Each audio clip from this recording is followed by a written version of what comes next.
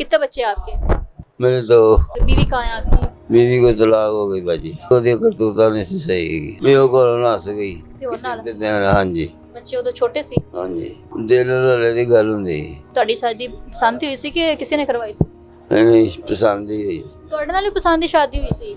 हाँ जी 14 साल ਦੀ ਉਮਰ ਸੀ ਜਦੋਂ ਉਹਦੇ ਨਾਲ ਸ਼ਾਦੀ ਹੋਈ ਮੇਰੀ नहीं ਹੁੰਦੀ बच्चों की शादी हो गई है। जी। अस्सलाम वालेकुम नाजरीन, मैं हूं मेरा बाइकर। नाजरीन, जब औलाद जवान हो जाती है तो शोहर का हक नहीं बनता कि वो अपनी बीवी को तलाक दे। एक बुजुर्ग मुझे मेरे साथ मौजूद है जिन्होंने अपनी औलाद जवान होने के बाद अपनी बीवी को तलाक दे दी। वजह क्या है वो हम इनसे बात करते हैं, इनसे पूछते हैं कि आखिर इन्होंने ऐसा क्यों किया। अस्सलाम वालेकुम अंकल जी, वालेकुम अस्सलाम। क्या नाम है आपका? जाफर साहब कहाँ के रहने वाले हैं? धर्मपुर है के धर्मपुर के रहने वाले। कितने बच्चे हैं आपके? मेरे तो एक बेटी। एक बेटा। अच्छा, एक बेटी और एक बेटा। हाँ जी। और बीवी कहाँ है आपकी? बीवी को तलाक हो गई बाजी बीवी को तलाक दे दी है। हाँ जी आप क्या करते हैं? फारग यहाँ पहले मैं मिस्त्रियों का काम करता था अच्छा, मिस्त्रियों का काम करते थे। हाँ जी बच्चों की शादी हो गई है?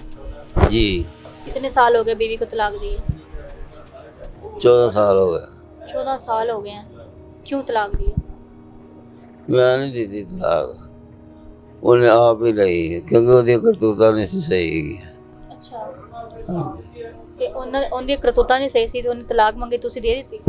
हाँ जी ऐसा ही है ਕੀ ਕਰਤੂਤਾਂ ਸੀ? ਕੀ ਕਰਦੀ ਸੀ? भी वो घरों नस गई ਕਿਸੇ ਹੋਰ ਨਾਲ? किसी दिन हाँ जी ਕਿਉਂ?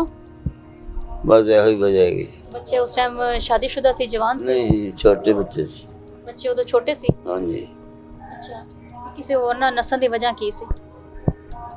ਇਹ ਨਹੀਂ ਪਤਾ ਹੁਣ ਦਿਲ ਵਾਲੀ ਗੱਲ ਹੁੰਦੀ ਬੱਜੀ ਦਿਲ ਵਾਲੀ ਗੱਲ ਹੁੰਦੀ ਦਿਲ ਰਲੇ ਦੀ ਗੱਲ ਹੈ। ਤੁਹਾਡੇ ਨਾਲ ਦਿਲ ਨਹੀਂ ਰਲਿਆ ਸੀ? ਜਿੰਦੇ ਤੁਹਾਡੀ ਵੀ ਤਾਂ ਬੀਵੀ ਸੀ, ਕਿੰਨੇ ਸਾਲ ਤੁਹਾਡੇ ਨਾਲ ਗੁਜ਼ਾਰੇ ਨੇ? ਤੁਹਾਡੇ 2 ਬੱਚੇ ਨੇ, ਗੁਜ਼ਾਰੇ ਨੇ ਨਾ? ਕਿੰਨੇ ਸਾਲ ਸ਼ਾਦੀ ਨੂੰ ਹੋ ਗਏ? ਹੁਣ ਤਾਂ ਬੜੇ ਸਾਲ ਹੋ ਗਏ ਹੁਣ ਤਾਂ ਬੜੇ ਸਾਲ ਹੋ ਗਏ ਨਾ। ਜ਼ਾਰੀ ਗੱਲ, ਤੁਹਾਡੀ ਵੀ ਖੁਸ਼ੀ ਨਾਲ ਸ਼ਾਦੀ ਹੋਈ ਸੀ। ਤੁਹਾਡੀ ਸ਼ਾਦੀ ਪਸੰਦ ਹੋਈ ਸੀ ਕਿ ਕਿਸੇ ਨੇ ਕਰਵਾਈ ਸੀ? नहीं पसंद ही हुई ਤੁਹਾਡੇ ਨਾਲ ਵੀ ਪਸੰਦ ਦੀ ਸ਼ਾਦੀ हुई थी।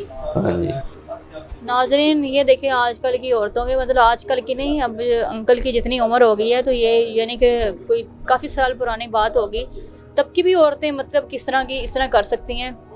14 साल ਦੀ ਉਮਰ ਸੀ ਜਦੋਂ ਉਹਦੇ ਨਾਲ ਸ਼ਾਦੀ ਹੋਈ ਤੁਹਾਡੀ 14 ਸਾਲ ਉਮਰ ਸੀ ਉਦੋਂ? ਹੁਣ ਕਿੰਨੀ ਨਹੀਂ ਉਮਰ? ਮੇਰੀ ਨਹੀਂ ਹੁੰਦੀ ਹੁਣ ਤੁਹਾਡੀ ਉਮਰ ਕਿੰਨੀ ਹੈ? मेरी उम्र होनी है कोई 70 साल 14 साल थी उस लड़की की उम्र जब अंकल की उससे शादी हुई थी। पसंद की शादी हुई थी अंकल के साथ, और पसंद की शादी होने के बावजूद भी जब शादी हो गई, बच्चे हो गए, जवान हो गए, तो किसी और के साथ भाग के चली गई। जब वो किसी और के साथ भाग गई तो बच्चों की शादियाँ किस तरह की आपने? शादी किस तरह की थी बच्चों की? बच्चों की शादी आप बच्चों ने आप की है? हाँ खुद ही कर ली? नहीं मुंडे ने अपनी पसंद ही की थी बच्चे ने पसंद की शादी की थी, बेटी ने? बेटी ने माँ के कहते मां दे कहते? मां कितने को रह रही है? माँ ने उसे अलग मकान बनाया लाला दूसरे शोहर ना रह रही है?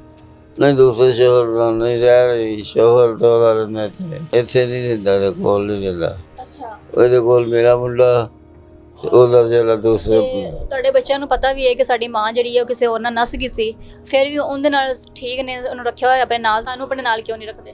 ਬਸ ਮਰਜ਼ੀ ਉਹਨਾਂ ਦੀ ਉਹ ਕਹਿੰਦੇ ਕਿ ਮੇਰੇ ਦੂਸਰੇ ਮੇਰੇ ਭਰਾਵਾਂ ਨੂੰ ਨਾ ਪਤਾ ਲੱਗ ਜਾਵੇ ਵੀ ਤੇਰੇ ਨਾਲ ਮੇਰਾ ਕੋਈ ਤਲਕ ਆ ਦੇਗਾ ਤੇ ਇਸ ਕਰਕੇ ਇੱਥੇ ਨਹੀਂ ਰਹਿ ਸਕਦਾ। ਕਿੰਨਾਂ ਦੇ ਭਰਾਵਾਂ ਨੂੰ ਪਤਾ ਨਾ ਲੱਗ ਜਾਏ? ਉਹ ਕਹਿੰਦੀ ਮੇਰੇ ਭਰਾਵਾਂ ਨੂੰ ਨਾ ਪਤਾ ਲੱਗ ਜਾਏ ਤੁਹਾਡੇ ਨਾਲ ਤਾਲੁਕ ਹੈ? ਹਾਂ ਕਿਉਂ? ਤੁਹਾਨੂੰ ਕੀ ਮਸਲਾ ਹੈ? ਮੈਨੂੰ ਕੋਈ ਮਸਲਾ ਨਹੀਂ ਤੁਹਾਡੇ ਨਾਲ ਉਹਦੇ ਭਰਾਵਾਂ ਨੂੰ ਕੀ ਮਸਲਾ ਹੈ? ਕੋਈ ਵੀ ਨਹੀਂ ਬਸ ਇਹ ਕਹਿੰਦੇ ਕਿ ਮੇਰੇ ਕਿਸੇ ਹੋਰ ਰਿਸ਼ਤੇਦਾਰ ਨੂੰ ਪਤਾ ਨਾ ਲੱਗੇ ਕਿ ਮੈਂ ਦੂਸਰੀ ਸ਼ਾਦੀ ਕੀਤੀ ਹੋਈ ਹੈ? ਨਹੀਂ ਕਿ ਤੈਨੂੰ ਮੈਂ ਰੱਖਿਆ ਖੁਦਾ ਦਾ ਕਿ ਮੈਂ ਤੈਨੂੰ ਰੱਖਿਆ ਤੇ ਦੂਸਰੇ ਨੂੰ ਪਤਾ ਲੱਗ ਗਿਆ ਤੇ ਮੈਨੂੰ ਯਾਨੀ ਕਿ ਬੇਇੱਜ਼ਤੀ ਕਰਨਗੇ ਇਸ ਹਵਾਲੇ ਨਾਲ ਫਿਰ ਮੈਨੂੰ ਨਹੀਂ ਰੱਖਦੇ ਕੋਲ ਨਹੀਂ। ਮੈਨੂੰ ਅੱਗੇ ਮੈਂ ਰਿਹਾ ਉਹਦੇ ਕੋਲ 2-3 ਮਹੀਨੇ ਤੇ ਕੁਛ ਨਹੀਂ ਹੋਇਆ।